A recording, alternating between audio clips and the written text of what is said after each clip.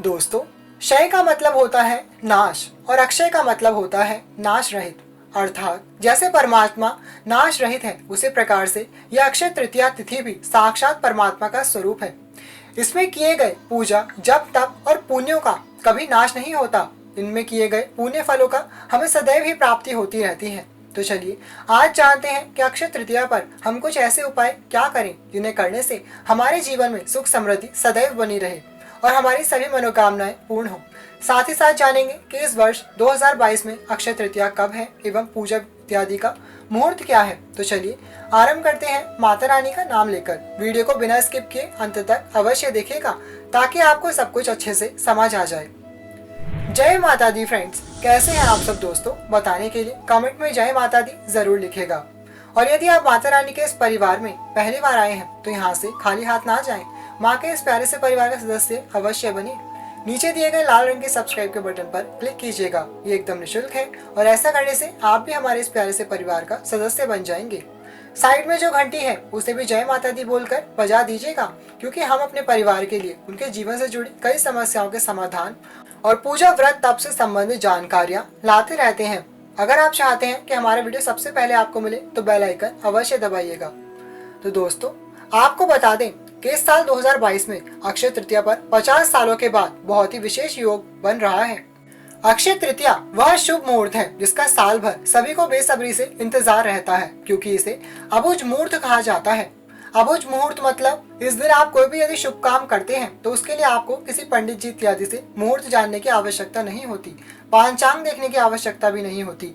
आज के दिन किया गया शुभ कार्य का कभी नाश नहीं होता। अक्षय तृतीया पर किए गए हर कार्य अक्षय हो जाता है और उसका पुण्य फल सदैव मिलता रहता है। दोस्तों, जी हाँ, खास तौर पर वे महिलाएं जिन्हें सोना खरीदना होता है, कहते हैं कि इस दिन की गई सोने चांदी की खरीदारी कई गुना होकर वापस मिलती है।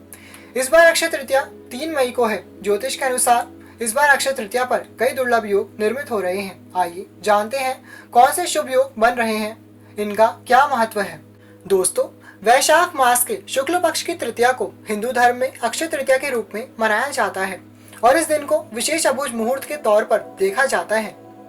कहते हैं कि अक्षय तृतीया पर खरीदारी के अलावा किया गया दान भी अक्षय पुण्य के रूप में वापस होकर मिलता है। इस बार की अक्षय तृतीया रोहिणी नक्षत्र और शोभन योग के बीच में मनाई जाएगी। इस दिन मंगलवार और रोहिणी नक्षत्र होने से मंगल रोहिणी योग का निर्माण होने जा रहा है। इसके साथ ही इस दिन 2 प्रमुख ग्रह स्व राशि में होंगे और 2 प्रमुख ग्रह उच्च राशि में विराजमान होंगे। माना जा रहा है कि 5 दशकों के बाद ग्रहों का यह विशेष योग बन रहा है।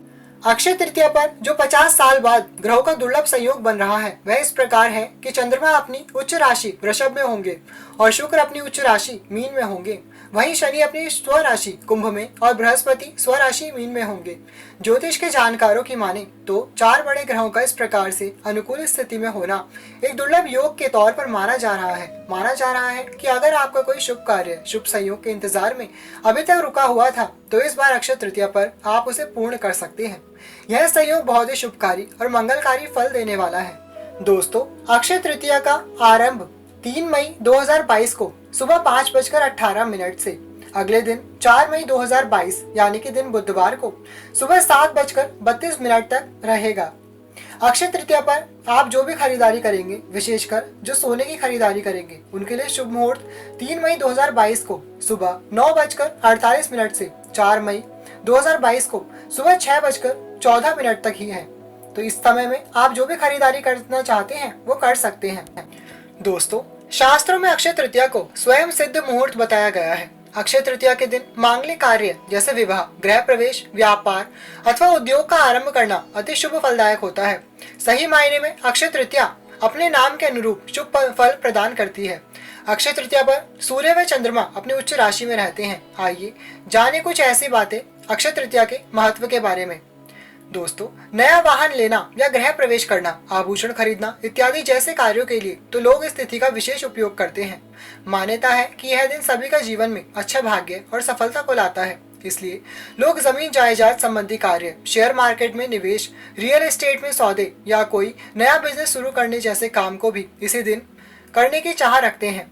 अक्षय तृतीया के विषय में मान्यता है कि इस दिन जो भी काम किया जाता है उसमें बरकत होती है, यानी इस दिन जो भी अच्छा काम करेंगे उसका फल कभी समाप्त नहीं होगा। अगर कोई बुरा काम करेंगे तो उसका काम का परिणाम भी कई जन्मों तक पीछा नहीं छोड़ेगा। इसलिए सोच समझकर आज के दिन अच्छे कर्म करने चाहिए। दोस्तों, भगवान विष्णु के कुल 24 अवतार बताए गए हैं। इनमें छठा अवतार भगवान परशुराम का है। पुराणों में उनका जन्म अक्षय तृतीया को हुआ था। अक्षय तृतीया के दिन ही भगवान विष्णु के चरणों से धरती पर गंगा अवतरित हुई। सतयुग, द्वापर व त्रेता युग के आरंभ की गणना भी इसी दिन से होती है। शास्त्रों की इस मान्यता को वर्तमान में व्यापारिक रूप दे दिया गया है, जिसके कारण अक्षय तृतीया के मूल उद्देश्य से हटकर लोग सिर्फ खरीदारी में लगे रहते हैं। वास्तव में यह वस्तु खरीदने का दिन तो है ही, वस्तु की खरीदारी में आपका संचित धन खर्च होता है। न माधव समो मासो न कृतेन युगम समम न च वेद समम शास्त्रम न तीर्थ गंगयाम समम। वैशाख के समान कोई मास नहीं है, सतयुग के समान कोई युग नहीं है, वेद के समान कोई शास्त्र नहीं है और गंगा जी के समान कोई तीर्थ नहीं है।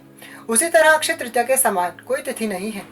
इस दिन आपको सुबह ब्रह्म मुहूर्त में उठना चाहिए। ब्रह्म मुहूर्त में उठकर नित्य कर्मों से निवृत्त होकर स्वच्छ जल में थोड़ी सी हल्दी डालकर अवश्य स्नान करना चाहिए। आप चाहें तो किसी तीर्थ स्थल पर स्नान और दान भी कर सकते हैं। इसका भी आपको अक्षय पुण्य प्राप्त होगा। उसके बाद अपने मंदिर में आकर भगवान विष्णु और माँ लक्ष्मी की पूजा अवश्य करें। लक्ष्मी नारायण की पूजा का आज के दिन विशेष विधान आता है। आप चाहें तो भगवान के अवतार भगवान परशुराम की पूजा भी आज उनके जन्मोत्सव पर अवश्य कर सकते हैं। जो लोग व्रत रखना चाहते हैं वो आज व्रत का संकल्प लेकर व्रत रखें और शाम को खीर बनाकर माँ लक्ष्मी को भोग लगाकर व्रत खोलना चाहिए। आज के दिन किया गया व्रत भगवान विष्णु के श्री हरि के नाम का स्मरण करते रहिए। ये किया गया जप और व्रत आपको इतना अक्षय फल देगा कि आपको जीवन भर इसके पुण्य की प्राप्ति होती रहेगी और कई जन्मों जन्मांतर तक आपके पूरे परिवार को इसके पुण्य की प्राप्ति होगी। वैशाख मास की विशिष्टता इसमें आने वाली अक्षय तृतीया के कारण अक्षुण्ण हो जाती है। वैशाख मास के शुक्ल पक्ष की तृतीया को मनाए जाने वाले इस पर्व का उल्लेख विष्णु धर्म सूत्र, मत्स्य पुराण, नारदीय पुराण तथा भविष्य पुराण आदि में मिलता है। यह समय अपनी योग्यता को निखारने और अपनी क्षमता को बढ़ाने के लिए उत्तम है। यह मुहूर्त अपने कर्मों को सही दिशा में प्रोत्साहित करने के लिए श्रेष्ठ माना जाता है। शायद यही मुख्य कारण है कि इस काल को दान इत्यादि के लिए सबसे अच्छा माना जाता है।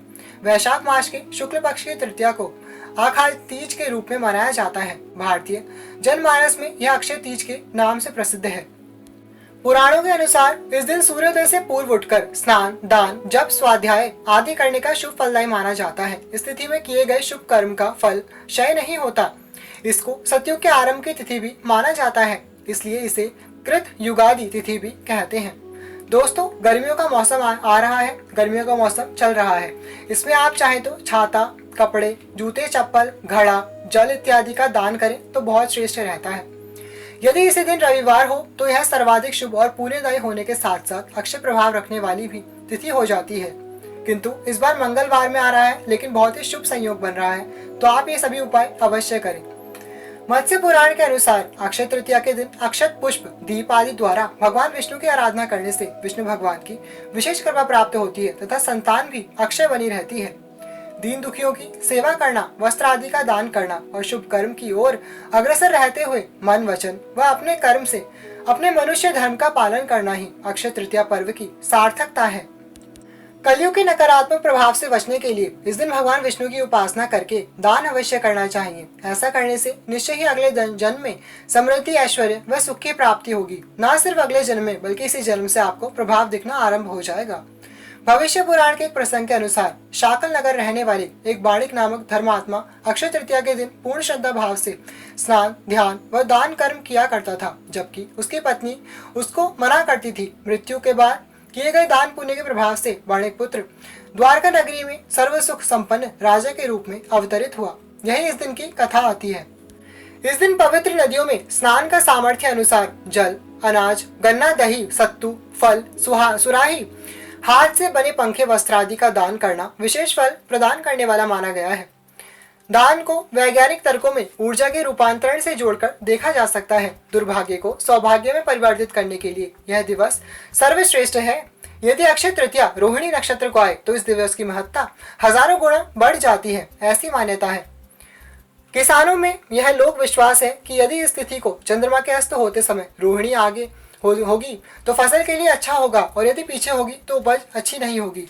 इस दिन प्राप्त आशीर्वाद बेहद तीव्र फलदायक माने जाते हैं। भविष्य पुराण के अनुसार इस तिथि की गणना युगादि तिथियों में होती है। सतयुग, त्रेता और कलयुग का आरंभ इसी तिथि को हुआ और इसी तिथि को द्वापर युग समाप्त हुआ था। रेणुका के पुत्र परशुराम और ब्रह्मा के पुत्र अक्षय कुमार का प्राकट्य इसी दिन हुआ था। इस दिन श्वेत पुष्पों से पूजन कल्याणकारी माना जाता है। धन और भौतिक वस्तुओं की प्राप्ति तथा भौतिक उन्नति के लिए इस दिन का विशेष महत्व है। धन प्राप्ति के मंत्र, अनुष्ठान व उपासना बेहद प्रभावी होती है। आप माँ लक्ष्मी के मंत्र ओम श्री महालक्ष्मी नमः का जितना हो सके उतना कमलगट्टे या स्फटिक की माला से अवश्य जाप करना चाहिए। स्वर्ण, रजत, आभूषण, वस्त्र, वाहन और संपत्ति के क्रय के लिए मान्यताओं ने इस दिन को विशेष बताया और बनाया है। दोस्तों, दान करने से जाने अनजाने हुए पापों का बोझ हल्का होता है और पुण्य की पूंजी बढ़ती है। अक्षय तृतीया के विषय में कहा गया है कि यदि इस दिन किया गया दान खर्च नहीं होता है, यानी आप जितना दान करते हैं उससे कई गुना आपके अलौकिक कोष में जमा हो जाता है। मृत्यु के बाद जब अन्य लोक में जाना पड़ता है तब उस धन से दिया गया दान विभिन्न रूपों में प्राप्त होता है। पुनर्जन्म लेकर जब धरती पर आते हैं तब भी उस कोष में जमा धन के कारण धरती पर भौतिक सुख एवं वैभव प्राप्त होता है। इस दिन स्वर्ण, भूमि, पंखा, जल, सत्तू, जौ, छाता, वस्त्र कुछ भी दान कर सकते हैं, लेकिन दान अवश्य करें। कुछ ना हो सके तो जितना आपके सामर्थ्य से हो सके उतने पैसे अवश्य किसी भी योग्य ब्राह्मण को या किसी गरीब को दान करें। जौ दान करने से स्वर्ण दान का फल प्राप्त होता है। इस तिथि को चारों धामों में से उल्लेखनीय एक धाम भगवान श्री बद्री नारायण के पट खुलते हैं। अक्षय तृतीया को ही वृंदावन में श्री बिहारी जी के चरणों के दुर्लभ दर्शन वर्ष में एक बार ही होते हैं।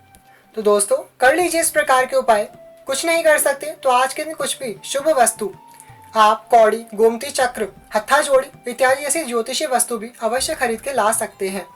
और जो हमने आपको बताया दान, पुण्य, व्रत और जब आज के दिन आपको अवश्य करना चाहिए यदि चाहते हैं कि पूरे साल भर और जन्मों जन्मांतर तक आपको इसके अक्षय पुण्यों की प्राप्ति होती रहे।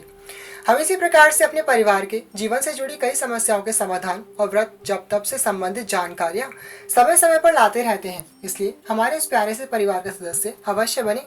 नीचे दिए गए चैनल को सब्सक्राइब कीजिएगा, लाल रंग के सब्सक्राइब के बटन पर क्लिक कीजिए और आप भी बन गए माता रानी के इस प्यारे से परिवार के सदस्य।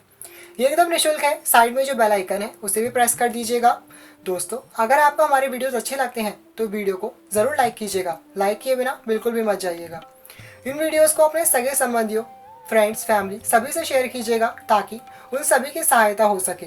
अब मिलेंगे अगली वीडियो में और भी अद्भुत जानकारी के साथ। तब तक के लिए thank you all, love you all, जय माता दी।